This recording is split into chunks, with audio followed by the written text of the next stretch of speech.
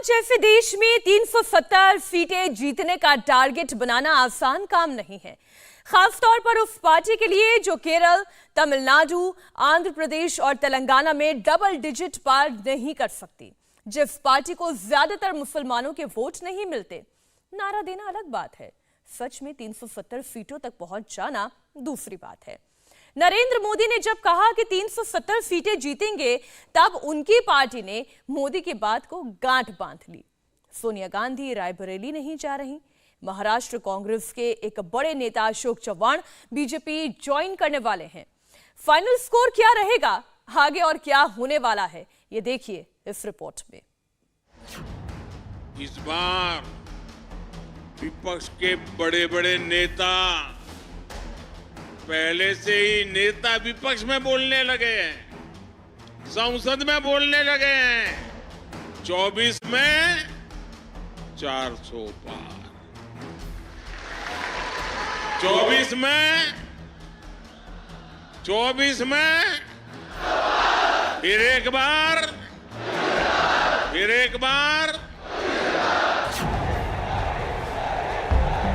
400 seat NDA को और 370 seat BJP को।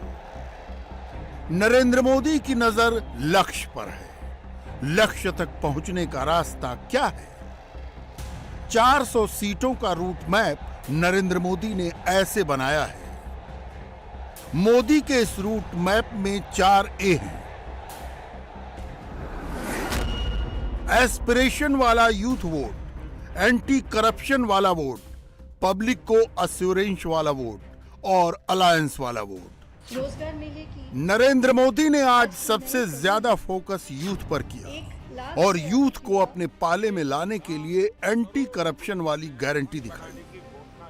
प्रधानमंत्री ने पब्लिक को अश्योर किया कि मैं ही वापस आऊंगा, अगर मैं नहीं आया तो फिर से वही सब होने लगेगा जो कांग्रेस राज में होता था। 800 से ज्यादा कोर्स उपलब्ध है। पहले की सरकारों में नौकरी के लिए विज्ञापन जारी होने से लेकर नियुक्ति पत्र देने तक बहुत लंबा समय लग जाता था। इस देरी का फायदा उठाकर उस दौरान रिश्वत का खेल भी जमकर होता था। हमने भारत सरकार में भर्ती की प्रक्रिया को अब पूरी तरह पारदर्शी बना दिया है। नरेंद्र मोदी के अलायंस से विरोधी के अलायंस में जाने और दोबारा मोदी के अलायंस में लौटकर आने वाले बिहार के मुख्यमंत्री नीतीश कुमार भी ठीक इसी रास्ते पर चले। जो समाज में जहर बोने का काम। बिहार विधानसभा में विश्वास मत पर चर्चा हुई। चर्चा का जवाब देते हुए नीतीश ने कह दिया कि ईडी सीबीआई नहीं, बिहार में अब पुलिस भी करप्शन के मामलों की जांच करेगी। हमको पता चला कि लोग कमा रहे हैं। अनेक लोगों को पता चला कि कितना लाख लाख दे रहे थे सबको इधर उधर करने के लिए। अब कहां से पैसा आया, कहां से पैसा आया, हम सबका जांच करवाएंगे, सबका जांच करवाएंगे, कोई गड़बड़। याद रखिएगा, आप लोगों की पार्टी ठीक नहीं कर रही है। यूथ को करप्शन पसंद नहीं, उसे मोदी के एंटी करप्शन मेजर्स पसंद हैं। ईडी सीबीआई से मोदी विरोधियों को चाहे जितनी नफरत हो, यूथ इन्हें पसंद करता है, क्योंकि करप्शन घटा है तो नौकरी मिलने के आसार बढ़े हैं। यहां यह जानना जरूरी है कि देश में यूथ वोट है कितना, मोदी जिस पर दांव लगा रहे हैं उनका नंबर कितना है। चुनाव आयोग के ताजा आंकड़ों के मुताबिक 2019 में 18 से 19 साल के एज ग्रुप में 1.5 करोड़ वोटर थे। 2024 में इनकी तादाद बढ़कर 1,85,00,000 हो गई है। 20 से 29 साल के एज ग्रुप में इस बार 19,74,00,000 यूथ वोटर वोट देने के लिए एलिजिबल है।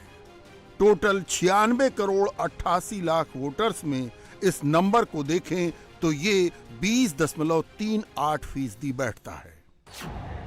यूथ वोटर्स के बारे में एक और नंबर नोट कर लीजिए। 2024 के चुनाव में 18 से 39 साल के टोटल वोटर्स को काउंट करके चलें तो ये वोट काउंट 50% से अधिक होता है। यानी युवा वोटर अगर एक तरफा वोट कर दें तो अकेले सरकार बनाने की कुव्वत रखते हैं। 2019 के चुनाव में यंग इंडिया की पहली पसंदीदा पार्टी बीजेपी थी। 2009 में 18 से 22 साल के 21%, 2014 के चुनाव में 36% और 2019 के चुनाव में 41% फर्स्ट टाइम वोटर्स ने बीजेपी को वोट दिया था। प्रधानमंत्री पद के लिए 18 से 22 साल और 23 से 25 साल के 51% युवाओं की पसंद भी मोदी ही थे। ये 2019 का नंबर है। 2024 में इसमें और इजाफा हुआ है। 100 यूथ एवरी बूथ।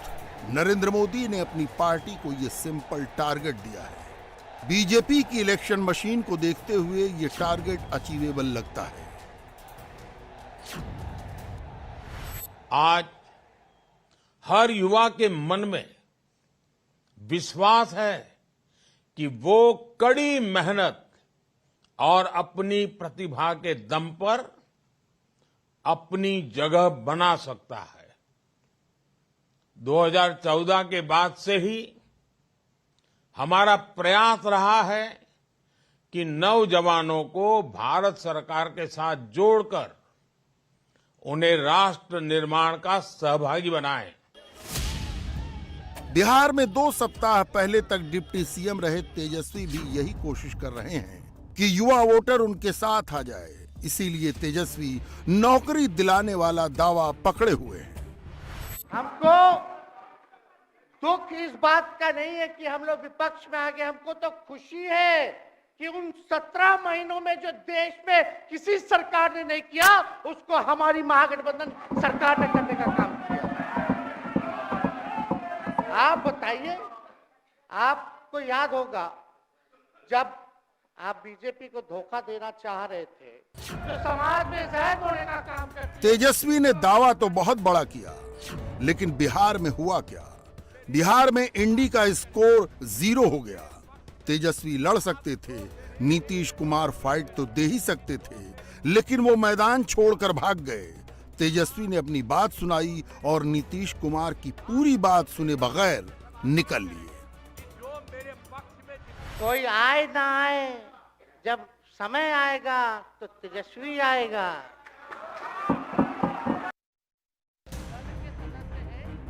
तेजस्वी ही आएगा। तेजस्वी ने ये बोल तो दिया, लेकिन तेजस्वी के 2 विधायक चले गए। जो चेतन आनंद एक दिन पहले तक तेजस्वी के साथ गिटार सुन रहे थे और क्रिकेट खेल रहे थे, वो चेतन आनंद भी मोदी और नीतीश की साइड में चले गए। बिहार में अभी इसी बात की लड़ाई है कि यूथ वोट कौन ले जाएगा। जाति का कैलकुलेशन अलग है, धर्म वाला कैलकुलेटर अलग चल रहा है। महिला वोट पर मोदी और नीतीश का फुल कंट्रोल है। बिहार के यूथ वोट को तेजस्वी अपने पाले में करना चाहते हैं और नीतीश कुमार उसे अपनी ओर खींचना चाहते हैं। इन्होंने कई बार आप लोगों के सामने भी बोला अब तो यही करेगा, यही आगे बढ़ेगा। तो चलिए, नौजवान लोग ना आगे बढ़ेगा, आगे काम करेगा। लेकिन कई बार मजबूरियां रही होंगी इनकी, जैसे दशरथ की मजबूरी थी, राजा दशरथ की, कि राम को जो है वनवास जो है भेज दिया गया। लेकिन आपने तो ये कहा था कि भाई हम लोगों का एक ही लक्ष्य है, न प्रधानमंत्री बनना है, न किसी को मुख्यमंत्री बनना है। देश भर के विपक्षों को गोल बंद करके जो तानाशाह है उसको दोबारा नहीं आने देना है, इसीलिए ना आ पाए थे। और आप जब गवर्नर हाउस गए महोदय, मुख्यमंत्री जी, जब आप बाहर आए तो आपने बोला कि आपका मन नहीं लग रहा था। आपने ये बोला कि मन नहीं लग रहा था।